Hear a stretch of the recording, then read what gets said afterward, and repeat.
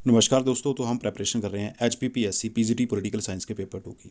आज की वीडियो में हम दल प्रणालियों और दबाव समूहों के बारे में पहले डिटेल में डिस्कस करेंगे और वीडियो के अंत में मल्टीपल चॉइस क्वेश्चन भी डिस्कस करेंगे। ये वीडियो भी काफ़ी इंपॉर्टेंट रहने वाली है, तो वीडियो के अंत तक बने रहें। तो चलिए फ्रेंड्स, शुरू करते हैं आज की वीडियो। तो सबसे पहले हम दल प्रणालियों यानी कि पार्टी सिस्टम के बारे में डिटेल में डिस्कस करेंगे। पॉइंट नंबर 1, राजनीतिक दलों के महत्व के कारण ही अनेक विद्वानों ने राजनीतिक दलों को चौथा चक्का, फोर्थ व्हील कहा है। इंपॉर्टेंट पॉइंट ये, चौथा चक्का किसे कहा है? राजनीतिक दलों को। आधुनिक प्रजातांत्रिक व्यवस्था में 4 प्रकार के राजनीतिक दल पाए जाते हैं। आधुनिक प्रजातांत्रिक व्यवस्था में कितने प्रकार के राजनीतिक दल? 4 प्रकार के राजनीतिक दल पाए जाते हैं। कौन कौन से, चलिए डिटेल में डिस्कस करते हैं। देखिए, पहला वो राजनीतिक दल जो है वो वैसे राजनीतिक दल जो समय के साथ साथ चलते हैं और वर्तमान संस्थाओं में धीरे धीरे सुधार करके उनमें परिवर्तन लाने की इच्छा रखते हैं। इन राजनीतिक दलों को उदारवादी राजनीतिक दल यानी कि लिबरल पॉलिटिकल पार्टी ने कहते हैं। पहला दल जो है वो उदारवादी राजनीतिक दल। पॉइंट नंबर 2 में दोस्तों, वैसे राजनीतिक दल जो पुरानी व्यवस्था को जारी रखना चाहते हैं और पहली स्थिति में कोई परिवर्तन नहीं लाना चाहते हैं। अनुदार या रूढ़िवादी दल यानी कि कंजर्वेटिव पार्टी उन्हें कहलाते हैं वे। दूसरा दल कौन सा? अनुदार या रूढ़िवादी दल, कंजर्वेटिव पार्टी। तीसरा जो दल है वो है, कुछ राजनीतिक दल वर्तमान की संस्थाओं को अतीत की संस्थाओं द्वारा हटाना चाहते हैं। वे प्राचीन विधियां, प्रथाओं और संस्थाओं को पुनः स्थापित करना चाहते हैं। दक्षिणपंथी या प्रतिक्रियावादी दल यानी कि राइटिस्ट और रिएक्शनरीज कहलाते हैं। तीसरा दल कौन सा? दक्षिणपंथी या प्रतिक्रियावादी दल। नंबर 4 पे अगला दल जो है वो, कुछ राजनीतिक दल ऐसे हैं जो क्रांतिकारी परिवर्तनों के समर्थक हैं। वे वर्तमान संस्थाओं में विश्वास नहीं रखते और उन्हें मिटा देना चाहते हैं तथा अपने आदर्शों के अनुरूप नई संस्थाओं को स्थापित करना चाहते हैं। ऐसे दल उन्मूलनवादी या रेडिकल्स कहलाते हैं। चौथा जो दल है वो कौन सा राजनीतिक दल है? वो है उन्मूलनवादी दल या रेडिकल्स। आगे देखिए, वर्तमान समय में विभिन्न देशों में 3 प्रकार की दलीय प्रणालियां पाई जाती हैं। सभी देशों में कितने प्रकार की? 3 प्रकार की दलीय प्रणालियां। एक दलीय प्रणाली, द्विदलीय प्रणाली तथा बहुदलीय प्रणाली, ये 3 प्रकार की प्रणालियां पाई जाती हैं। देखिए, अनेक साम्यवादी देशों में एक दलीय प्रणाली पाई जाती है, जैसे चीन, क्यूबा आदि। ये साम्यवादी देश हैं, इनमें एक दलीय प्रणाली पाई जाती है। पूर्व सोवियत संघ एवं युगोस्लाविया, अल्बानिया, चेकोस्लाविया आदि देशों में भी एक दलीय प्रणालियां ही पाई जाती हैं। इन देशों में भी। ब्रिटेन एवं अमेरिका में द्विदलीय प्रणालियां पाई जाती हैं। भारत, फ्रांस, इटली, नेपाल आदि देशों में बहुदलीय प्रणालियां पाई जाती हैं। अभी हम डिटेल में पढ़ेंगे इनको कंट्री वाइज। देखिए, ब्रिटेन में दलीय व्यवस्था। आधुनिक युग में राजनीतिक दलों का उदय ब्रिटेन से हुआ माना जाता है। आधुनिक युग में राजनीतिक दलों का युद्ध कहाँ से माना जाता है? ब्रिटेन से। इंग्लैंड में इनका उदय 15वीं शताब्दी में गुलाबों के युद्ध, वार ऑफ रोजेस से माना जाता है। उस समय इस युद्ध में सामंतों के 2 गुट थे। पहला जो था वो था लंकास्ट्रियन तथा या यॉर्किस्ट। ये 17वीं शताब्दी में स्टुअर्ट काल में सम्राट तथा संसद में लड़ाई छिड़ गई। उस समय इंग्लैंड में पुनः 2 गुट बन गए थे। एक गुट सम्राट का समर्थक था जिन्हें कैवेलियर कहा गया, और दूसरा जो कि सम्राट के विरोधी थे उन्हें राउंड हेड्स कहा गया है। आगे 1688 की गौरवपूर्ण क्रांति के बाद ये दोनों टोरी तथा व्हिग कहलाने लगे। टोरी सम्राट के समर्थक थे और व्हिग जो थे ये सम्राट के विरोधी थे। आगे देखिए, यहाँ पर डिटेल में ब्रिटेन के बारे में दिया गया है थोड़ा सा। इंग्लैंड में आरंभ से ही 2 ही दलों के बीच सत्ता का संघर्ष रहा। 1920 तक कभी उदार दल तो कभी अनुदार दल का सत्ता पर कब्जा रहा, लेकिन 1920 के बाद उदार दल की स्थिति खराब होने लगी एवं उसका स्थान मजदूर दल ने ले लिया। ब्रिटेन का अनुदार दल राजतंत्र का समर्थक है तथा सम्राट तथा चर्च के विशेषाधिकारों को बनाए रखना चाहता है। मजदूर दल की स्थापना 1906 में हुई। यह दल लोकतंत्रीय ढंग से समाजवाद लाना चाहता था। मजदूर दल की स्थापना कब हुई थी? 1906 में। ब्रिटेन में दलीय व्यवस्था की अनेक विशेषताएं सामने आती हैं। ब्रिटेन में राजनीतिक दल संविधानेतर विकास के परिणाम हैं। ब्रिटेन में द्विदलीय प्रणाली 2 पार्टी सिस्टम पाई जाती है। ब्रिटेन में राजनीतिक दल बहुत ही संगठित तथा केंद्रीकृत है। आगे हम पढ़ेंगे अमेरिका में दल व्यवस्था, जो अमेरिकन पार्टी सिस्टम जो है। अमेरिका संविधान के निर्माता राजनीतिक दलों के विरोधी थे। प्रथम अमेरिकी राष्ट्रपति जॉर्ज वाशिंगटन ने दलीय पद्धति के विरुद्ध चेतावनी दी थी, लेकिन जिस फिलाडेल्फिया सम्मेलन में अमेरिकी संविधान का निर्माण हो रहा था उसी समय स्पष्ट रूप से 2 गुट उभर कर आ गए। एक गुट संघवादी था जो संघीय सरकार को अधिक शक्तियां सौंपना चाहता था। इस गुट का नेता मिल्टन था और दूसरा जो गुट था वो संघ विरोधी था। इस गुट का नेता जेफरसन था। यह गुट संघ को कम से कम शक्तियां देना चाहता था और राज्यों को अधिक शक्तियां देना चाहता था।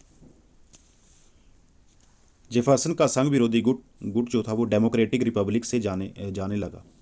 1796 के राष्ट्रपति चुनावों में डिफरलिस्ट विजयी हुआ, लेकिन 1800 के चुनावों में डेमोक्रेटिक रिपब्लिक विजयी हुई और 1824 तक सत्ता इसी दल के हाथों में रही।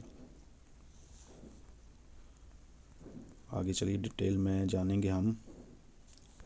ये जो पॉइंट है, अमेरिका में राजनीतिक दलों के ऊपर दबाव गुट का प्रभाव देखने में आता है। अमेरिका की लूट प्रणाली स्पाइल सिस्टम दलीय पद्धति की एक प्रमुख विशेषता है। स्विट्जरलैंड में दलीय व्यवस्था जो है, देखिए ब्रिटेन एवं अमेरिका के विपरीत स्विट्जरलैंड में राजनीतिक दलों का महत्व बहुत कम है। स्विट्जरलैंड में राजनीतिक दलों का विकास 19वीं शताब्दी के आरंभ में ही हो गया था। वर्तमान में स्विट्जरलैंड में अनेक दल पाए जाते हैं, जैसे Swiss People's Party, Green Party, Labour Party, Christian Democratic People's Party आदि। ये स्विट्जरलैंड के राजनीतिक दल हैं। ये स्विट्जरलैंड की दलीय व्यवस्था की अनेक विशेषताएं हैं। स्विट्जरलैंड में बहुदलीय प्रशासन प्रणाली पाई जाती है, लेकिन बहुदलीय व्यवस्था होने के बाद भी वहाँ राजनीतिक अस्थिरता नहीं पाई जाती। स्विट्जरलैंड में दलीय संगठन उतना दृढ़ नहीं है जितना यह ब्रिटेन या अमेरिका में पाया जाता है। दलों के संगठन में केंद्रीयता का अभाव यहाँ पाया जाता है। अगला पॉइंट इंपॉर्टेंट जो है, स्विट्जरलैंड में धर्मनिरपेक्ष राज्य की स्थापना की गई है। धर्म का राजनीतिक दलों के ऊपर कोई प्रभाव नहीं है। ये है, देखिए आज स्विट्जरलैंड में अनेक दल पाए जाते हैं, जिनमें से प्रमुख स्विट्जरलैंड के जो प्रमुख राजनीतिक दल हैं वो है स्विस पीपल पार्टी, समाजवादी लोकतंत्री दल, Christian Democratic People's Party, Conservative Democratic Party, उदारवादी दल यानी कि Liberal Party, Green Party, Green Liberal Party, Federal लोकतांत्रिक संघ और स्विस पार्टी ऑफ लेबर। ये स्विट्जरलैंड के राजनीतिक दल हैं। अब हम पढ़ेंगे फ्रांस में दलीय व्यवस्था। फ्रांस के जो राजनीतिक दल हैं, फ्रांस में बहुदलीय व्यवस्था पाई जाती है। कौन सी व्यवस्था? बहुदलीय व्यवस्था। 1958 में 5वें गणतंत्र की स्थापना के बाद से दलों की संख्या में कुछ कमी आई है, परंतु आज भी वहाँ बड़ी संख्या में दल जो हैं वो मौजूद हैं। फ्रांस में दलों के संसदीय तथा बाहरी संगठन में अंतर पाया जाता है। फ्रांस की संसद में कुछ ऐसे दल रहते हैं जिनका संसद के बाहर कोई अस्तित्व नहीं रहता है। संसद के दोनों सदनों में एक ही दल अलग अलग नामों से कार्य करता है। फ्रांस में दलों का वर्गीकरण वामपंथी एवं दक्षिणपंथी आधार पर किया जाता है। उनका वर्गीकरण वामपंथी और दक्षिणपंथी। फ्रांस में साम्यवादी दल को छोड़कर किसी भी दल का संगठन सुदृढ़ नहीं है। फ्रांस में भिन्न भिन्न राजनीतिक दलों के सुनिश्चित कार्यक्रम, सिद्धांत और विचारधारा नहीं है। इसी कारण फ्रांस में दलीय अनुशासन भी उतना कठोर नहीं है। आगे यहाँ पर देखिए, फ्रांस में दबाव गुट या लॉबी राजनीतिक दलों पर अपना बहुत प्रभाव डालते हैं। आज फ्रांस में अनेक दल पाए जाते हैं।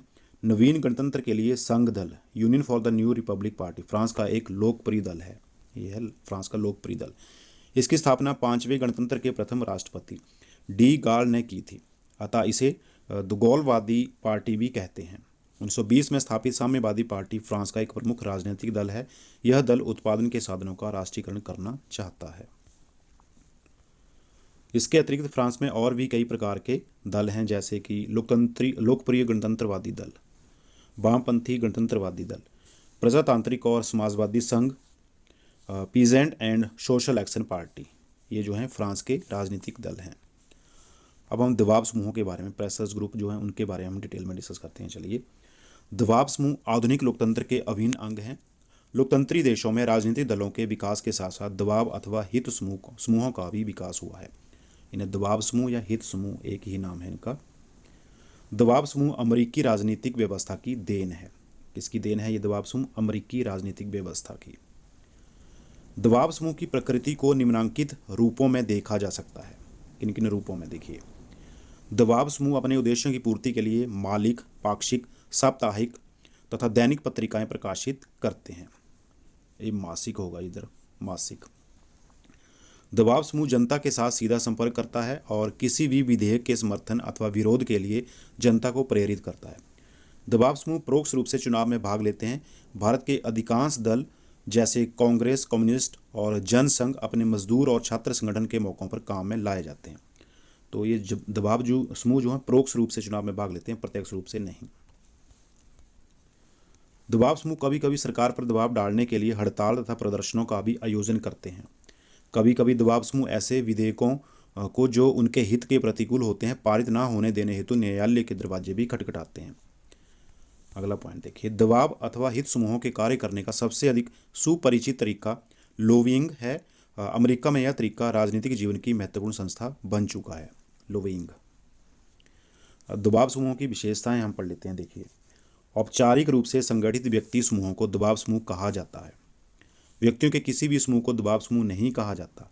किसे कहा जाता है? संगठित जो है, औपचारिक रूप से जो संगठित व्यक्तियों के समूह, केवल उन्हें ही दबाव समूह कहा जा सकता है। दबाव समूहों के निर्माण का मुख्य आधार विशेष हितों की प्राप्ति होता है। जब तक व्यक्तियों के सामने स्पष्ट निश्चित हित नहीं होंगे तब किसी भी दबाव समूह का निर्माण नहीं हो सकता। हर तरह की राजनीतिक व्यवस्थाओं में दबाव समूहों को देखा जाता है। सर्वसत्तावादी व्यवस्थाओं में भी ये पाए जाते हैं। लोकतंत्र में ये महत्वपूर्ण भूमिका अदा करते हैं। दबाव समूह चूंकि विशेष हितों की पूर्ति के लिए संगठित किए जाते हैं, अतः वही व्यक्ति इसके सदस्य बनते हैं जिनके हितों की प्राप्ति इसके द्वारा होती है। दबाव समूह अस्थायी होते हैं। कैसे होते हैं ये? अस्थायी होते हैं। हितों की पूर्ति के बाद ये समूह समाप्त हो जाते हैं, अतः ये बनते और बिगड़ते भी रहते हैं। ये भी इंपॉर्टेंट पॉइंट है। आगे, राजनीतिक दल और दबाव समूह में घनिष्ठ संबंध होते हुए भी दोनों में अंतर भी है। यहाँ पर दबाव समूह के उद्देश्य विशिष्ट, स्पष्ट और केवल निजी लाभ के लिए होते हैं, जबकि राजनीतिक दलों के उद्देश्य सामान्य होते हैं। तो ये उनके बीच में अंतर है। देख सकते हैं आप, यहाँ पर पॉइंट्स दिए गए हैं, कुछ 6-7 पॉइंट हैं। दबाव समूह का कार्य क्षेत्र विशिष्ट और समुचित होता है, जबकि राजनीतिक दलों का सामान्य और व्यापक होता है। आगे कुछ यहाँ पर थिंकर्स दिए गए हैं, उनका जो वर्गीकरण है दबाव समूह के बारे में देखिए। कार्ल फेडरिक का वर्गीकरण दबाव समूह है। फेडरिक ने दबाव समूहों का वर्गीकरण 2 वर्गों में किया है।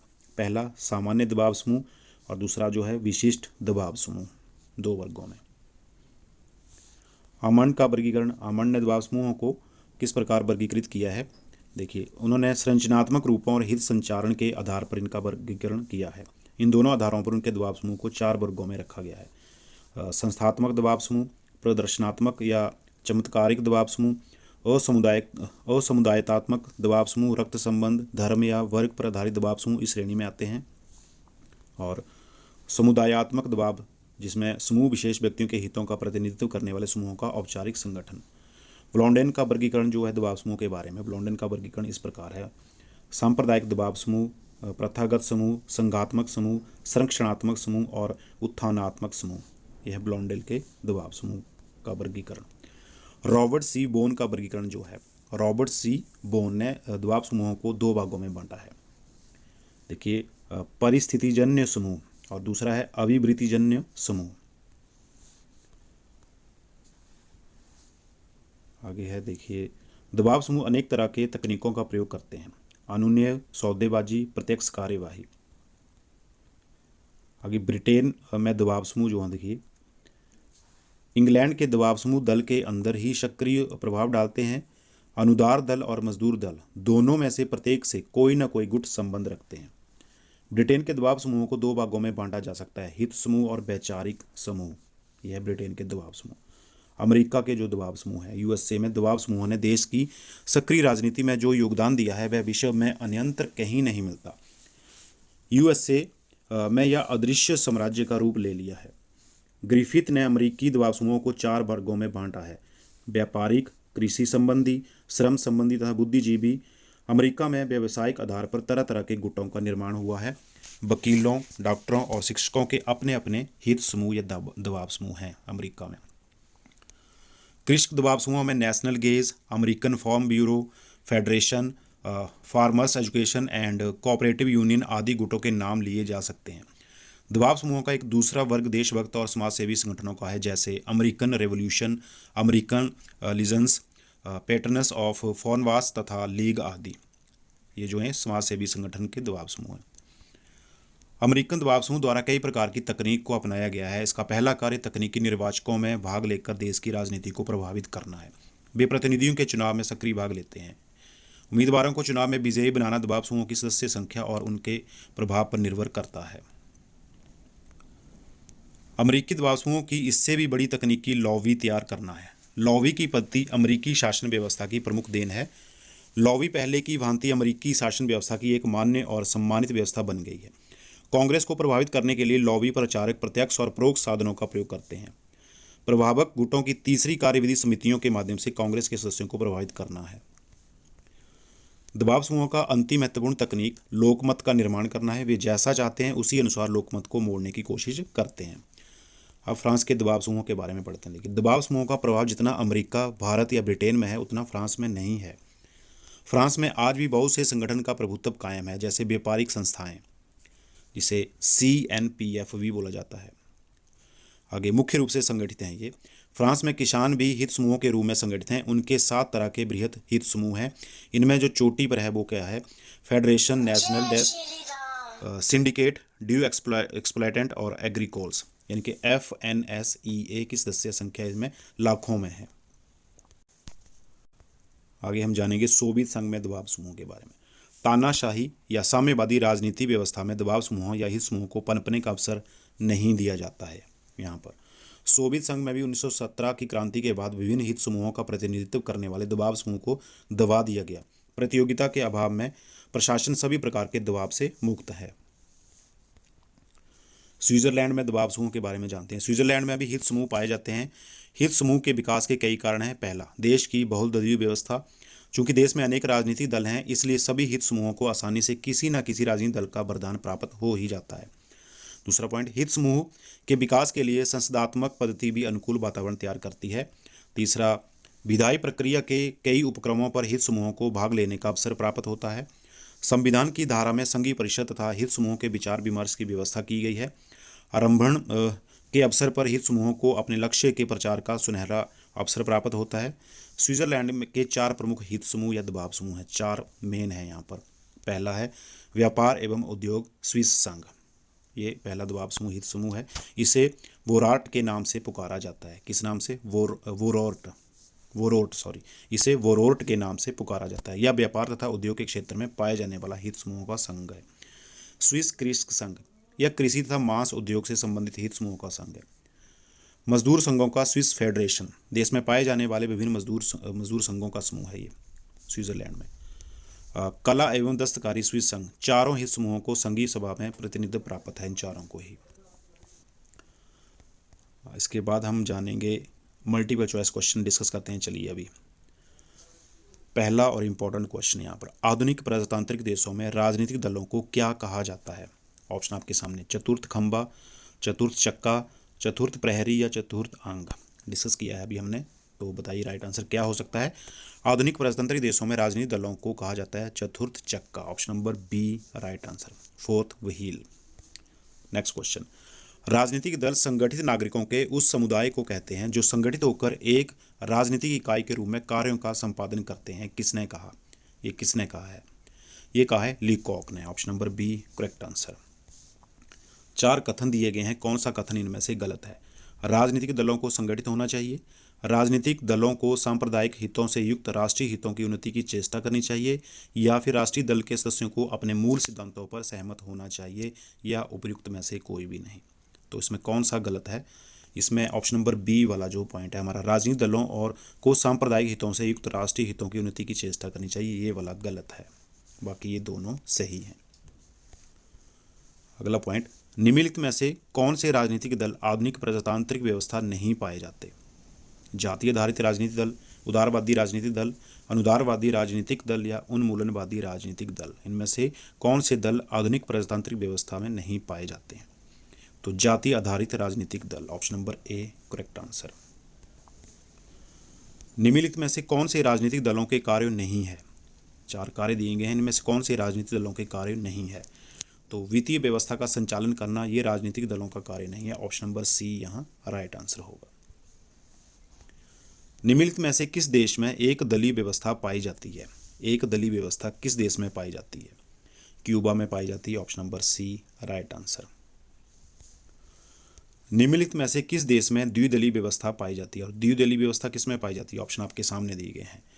द्विदलीय व्यवस्था पाई जाती है अमेरिका में। Option number D correct answer. आगे है, निम्नलिखित में से किस देश में बहुदलीय व्यवस्था पाई जाती है? अब बहुदलीय व्यवस्था पूछी गई है, तो ये पाई जाती है फ्रांस में। ऑप्शन नंबर बी यहाँ पर फ्रांस दिया गया है। भारत होता तो भारत में भी पाई जाती है। आगे, राजनीतिक दलों के आवश्यक तत्व कौन से हैं? आधारभूत सिद्धांतों की एकता, संगठन, वैधानिक उपायों का प्रयोग या उपयुक्त सभी। तो डी ऑप्शन हमारा राइट आंसर होगा। ये सभी जो है राजनीतिक दलों के आवश्यक तत्व हैं। निम्नलिखित में से कौन सा एक राजनीतिक दलों का गुण नहीं है? इनमें से राजनीतिक दलों का गुण नहीं है 4 पॉइंट्स में से। तो व्यक्तिगत स्वतंत्रता का अपहरण, ये राजनीतिक दलों का गुण नहीं है। सी ऑप्शन हमारा राइट आंसर होगा। कौन सा राजनीतिक दलों का गुण है? अब गुण है कौन सा यहाँ पर पूछा गया है 11 वाले क्वेश्चन में। तो प्रतिनिधि सरकार का संचालन करना राजनीतिक दलों का गुण है। बी ऑप्शन करेक्ट आंसर, बाकी ये नहीं है। राजनीतिक दल निम्नलिखित में से किसके लिए आवश्यक हैं? प्रजातंत्र के लिए, अधिनायकवादी शासन के लिए, सैनिक शासन के लिए या उपयुक्त सभी के लिए? तो राजनीतिक दल किसके लिए आवश्यक हैं? ये आवश्यक हैं प्रजातंत्र के लिए। Option number A correct answer. राजनीतिक दलों को तृतीय सदन किसने कहा है? तृतीय सदन किसने कहा है? लास्की, वर्क, मैकाइवर या फाइनर ने? तो राजनीतिक दलों को तृतीय सदन कहा है फाइनर ने। Option number D correct answer. राजनीतिक दल शासन के पीछे शक्ति के आधार होते हैं, ये स्टेटमेंट किसकी है? सेवाइन की, मैकाइवर की, वर्क की या फाइनर की? तो ये स्टेटमेंट है फाइनर की। Option number D correct answer. निम्नलिखित में से कौन सा राजनीतिक दल का उद्देश्य नहीं है? देखिए 4 पॉइंट दिए गए हैं, इनमें से एक जो है राजनीतिक दल का उद्देश्य नहीं है, वो कौन सा है? वो है लोगों का आध्यात्मिक विकास करना। ये राजनीतिक दल का उद्देश्य नहीं है। बी ऑप्शन यहाँ राइट आंसर होगा। बाकी ये सभी राजनीतिक दलों के उद्देश्य हैं सत्ता प्राप्त करने की इच्छा, सरकार की आलोचना करना, जनमत का निर्माण एवं अभिव्यक्ति। नेक्स्ट में देखिए निम्नलिखित में से किस देश में द्विदलीय प्रणाली है? द्विदलीय प्रणाली कौन से देश में? ब्रिटेन, रूस, इटली या स्विट्जरलैंड? द्विदलीय प्रणाली है ब्रिटेन में। Option number A correct answer. प्रजातंत्र में राजनीतिक दल किनके बीच की कड़ी है? विधानमंडल और जनता, विधानमंडल और मतदाता, जनता और सरकार या विधानमंडल और सरकार? प्रजातंत्र में राजनीतिक दल किनके बीच की कड़ी है? यह है विधानमंडल और मतदाता के बीच की कड़ी। Option number B correct answer. द्विदलीय प्रणाली का कौन सा गुण नहीं है? यहाँ पर द्विदलीय प्रणाली का जो गुण नहीं है वो कौन सा है? वो है मतदान की सीमित स्वतंत्रता। ये द्विदलीय प्रणाली का गुण नहीं है। C option. अधिनायकवादी राज्य में किस प्रकार की दलीय प्रणाली होती है? अधिनायकवादी राज्य में किस प्रकार की दलीय प्रणाली होती है? तो इसमें होती है एक दलीय प्रणाली। ऑप्शन नंबर सी जो करेक्ट आंसर होगा, एक दलीय प्रणाली। निम्नलिखित में से कौन सा तत्व राजनीतिक दल के निर्माण से संबंधित नहीं है? इनमें से कौन सा तत्व राजनीतिक दल के निर्माण से रिलेटेड नहीं है? तो वो है समान धर्म एवं समान जाति। ऑप्शन नंबर ए यहाँ पर हमारा राइट आंसर होगा। नेक्स्ट क्वेश्चन, आधुनिक युग में राजनीतिक दल का उदय किस देश में हुआ है? राजनीतिक दल का उदय आधुनिक युग में कौन से देश में हुआ है? ये हुआ है ब्रिटेन में। Option number B correct answer. England में राजनीतिक दलों का उदय माना जाता है गुलाबों के युद्ध से, गौरवपूर्ण क्रांति से, अर्थ आंदोलन से या औद्योगिक क्रांति से? इंग्लैंड में राजनीतिक दलों का उदय माना जाता है गुलाबों के युद्ध से। ऑप्शन नंबर ए राइट आंसर। इंग्लैंड में 17वीं शताब्दी के स्टुअर्ट काल में सम्राट समर्थक गुट का नाम क्या था? ऑप्शन आपके सामने दी गए, तो इसका नाम था cavalier. Option number D cavalier यहाँ राइट आंसर होगा। नेक्स्ट देखिए, इंग्लैंड में स्टुअर्ट काल में संसद समर्थक गुट क्या कहलाता था?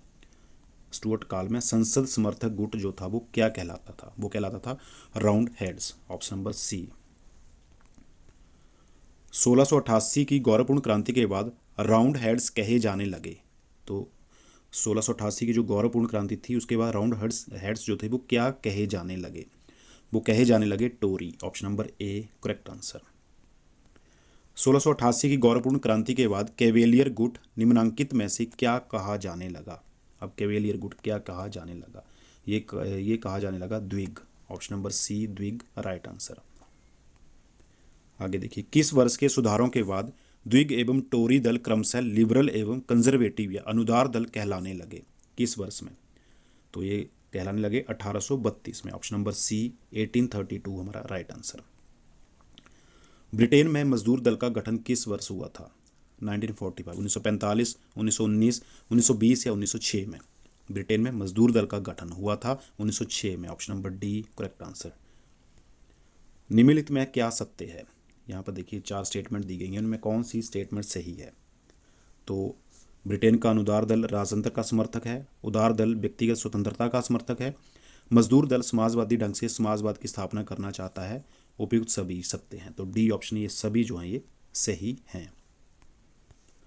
निम्नलिखित में ब्रिटेन के अनुदार दल के विषय में क्या सत्य है। अब ये ब्रिटेन का जो अनुदार दल है उसके विषय में यहाँ पर पॉइंट्स दी गए हैं, तो क्या सत्य है इसमें। तो इसमें 30 का सी हमारा, यह दल निजी संपत्ति का विरोधी है। केवल ये स्टेटमेंट अनुदार दल के विषय में सही है, यह दल निजी संपत्ति का विरोधी है, बाकी ये जो हैं ये गलत हैं। ब्रिटेन के मजदूर दल के प्रमुख सिद्धांत क्या हैं। तो लोकतांत्रिक ढंग से समाजवाद की स्थापना, संपत्ति का सामूहिक स्वामित्व, प्रमुख उद्योगों का राष्ट्रीयकरण। तो ये सभी हैं, डी ऑप्शन यहाँ उपयुक्त सभी राइट आंसर होगा। निम्नलिखित में से कौन सी ब्रिटेन में राजनीतिक दल की विशेषता नहीं है। ब्रिटेन में राजनीतिक दल की कौन सी विशेषता इनमें से नहीं है। वो है केंद्रीकृत एवं असंगठित। ये राजनीतिक दलों की विशेषता नहीं है ब्रिटेन में, बी ऑप्शन राइट आंसर। द्विदलीय प्रणाली का जन्म कब और कहाँ हुआ था। द्विदलीय प्रणाली का जन्म, द्विदलीय प्रणाली का जन्म हुआ था इंग्लैंड में 17वीं शताब्दी में, option number C correct answer. Next question, Duverger के अनुसार राजनीतिक दलों के संगठन के मूल तत्व क्या हैं। दुर्वर-जर के अनुसार राजनीतिक दलों के संगठन के मूल तत्व ये हैं कॉक्स, सेल, ब्रांच और मिलिशिया, ऑप्शन नंबर ए राइट आंसर। नेक्स्ट देखिए, पॉलिटिकल पार्टीज पुस्तक के लेखक कौन है। पॉलिटिकल पार्टीज पुस्तक के लेखक हैं Maurice Duverger, option number D Maurice Duverger right answer होगा।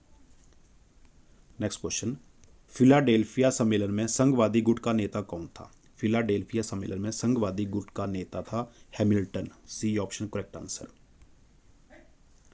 अमेरिकी संविधान के निर्माण संबंधी फिलाडेल्फिया सम्मेलन में संघ विरोधी गुट का नेता कौन था। फिलाडेल्फिया सम्मेलन में संघ विरोधी गुट का जो नेता था वो कौन था, वो था जेफरसन, ऑप्शन नंबर ए। नेक्स्ट क्वेश्चन, जेफरसन का संघ विरोधी गुट किस दल के नाम से जाने जाना लगा। जो जेफरसन का संघ विरोधी गुट था वो जाने जाने लगा डेमोक्रेटिक रिपब्लिकन से, बी ऑप्शन। अमेरिका में 1800 से 1824 तक चुनावों में कौन सा दल विजयी होता रहा। तो डेमोक्रेटिक रिपब्लिकन दल जो है ये विजयी होता रहा, सी ऑप्शन। अमेरिका में 1824 में एंड्रयू जैक्सन ने किस नए दल की स्थापना की। एंड्रयू जैक्सन ने अमेरिका में 1824 में किस नए दल की स्थापना की, डेमोक्रेटिक पार्टी की, option number C correct answer.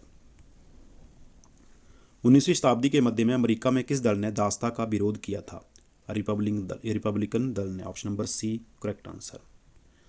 आगे है, 19वीं शताब्दी के मध्य में अमेरिका में किस दल ने दास प्रथा का समर्थन किया। अमेरिका में किस दल ने दास प्रथा का समर्थन किया, नेशनल रिपब्लिकन ने, option number A correct answer. आगे है, निम्नलिखित में से कौन सी अमेरिका की दलीय व्यवस्था की विशेषता नहीं है। अमेरिका की दलीय व्यवस्था की जो विशेषता नहीं है वो है कठोर दलीय अनुशासन, ऑप्शन नंबर सी, ये उसकी विशेषता नहीं है। निम्नलिखित में अमेरिका में दलीय पद्धति की विशेषताएं क्या हैं। दलों के बीच सैद्धांतिक मतभेद का अभाव, कमजोर दलीय संगठन, दलीय और अनुशासन की कमी, या उपयुक्त सभी। तो डी राइट आंसर होगा, सभी। वर्तमान में अमेरिका में दो प्रमुख दल कौन से हैं। तो वो है डेमोक्रेटिक एवं रिपब्लिकन दल, डी ऑप्शन।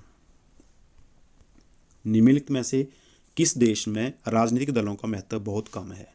राजनीतिक दलों का बहुत कम महत्व किस देश में है, ये है स्विट्जरलैंड में, option number B correct answer. Switzerland में राजनीतिक दलों का विकास कब हुआ। तो स्विट्जरलैंड में राजनीतिक दलों का विकास हुआ है 19वीं शताब्दी के आरंभ में, ए ऑप्शन करेक्ट आंसर। निम्नलिखित में से कौन सा दल स्विट्जरलैंड में नहीं पाया जाता है। इन दलों में से कौन सा स्विट्जरलैंड में नहीं पाया जाता है। तो क्रिश्चियन सोशलिस्ट पार्टी ये स्विट्जरलैंड में नहीं पाई जाती है, सी ऑप्शन राइट आंसर। निम्नलिखित में कौन सा गलत है। ये स्टेटमेंट दी गई है स्विट्जरलैंड के दलों के बारे में, इनमें कौन सी गलत है। तो स्विट्जरलैंड में दलों का संगठन केंद्रित होता है, ये वाली स्टेटमेंट जो है ये गलत स्टेटमेंट है। निम्नलिखित में से किस देश में बहुदलीय व्यवस्था पाई जाती है। बहुदलीय व्यवस्था कौन से देश में पाई जाती है, फ्रांस में, D option correct answer. France में किस गणतंत्र के संविधान लागू होने के बाद दलों की संख्या में कमी आई है। किस गणतंत्र के संविधान लागू होने के बाद दलों की संख्या में कमी आई है, पंचम गणतंत्र के संविधान लागू होने से, ऑप्शन नंबर बी पंचम गणतंत्र यहाँ राइट आंसर होगा। फ्रांस में दलीय व्यवस्था के संबंध में निम्नलिखित में क्या सही है, या फ्रांस के जो दलीय व्यवस्था है उसके संबंध में स्टेटमेंट दी गई हैं, तो इनमें क्या सही है।